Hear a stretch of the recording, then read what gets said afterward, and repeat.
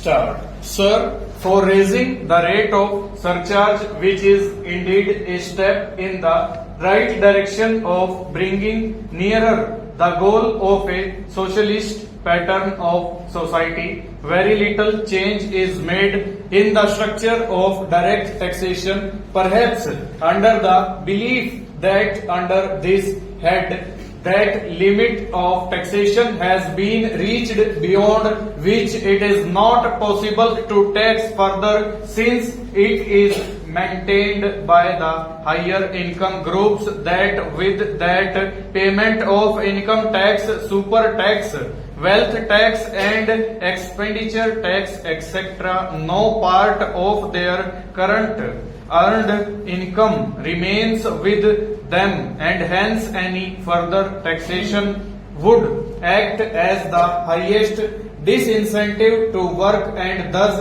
affect the production of greater wealth stock. Whatever the merits of the argument may be, which I do not for a moment appreciate, I would like to know from the finance minister as to how many persons of the higher income group there are in the country who in fact pay by way of taxes all or nearly all that they earn during the year stock. Under such circumstances, further taxation on them would not only have been not unjustified, but I would rather say was called for stock. Such a step seems to me to have been all the more necessary because of the fact that it is this class of persons who have benefited most from the last two plans as compared to any other, and as such I note with regret that no drastic steps have been taken to mop up the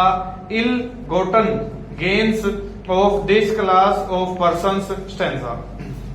Coming now to the indirect taxes which have been levied, it will be noticed that out of rupees 57 crores of additional duty to be derived under this head, almost as much as 21 crores, or in other words a little over one third of it, is duty on commodities consumed by the poor and middle classes stock.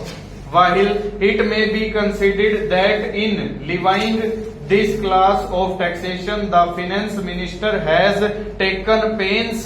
to see that so far as possible only such commodities in the common man's use may be taxed as are of a non-essential character, such as tea, coffee, betel nut, tobacco, cigarette, cigars, etc. But the duty which has been levied on vegetable oil, meal-made cotton and woolen yarn, medium grey cloth and higher grade kerosene oil cannot be considered to be of non-essential character stock.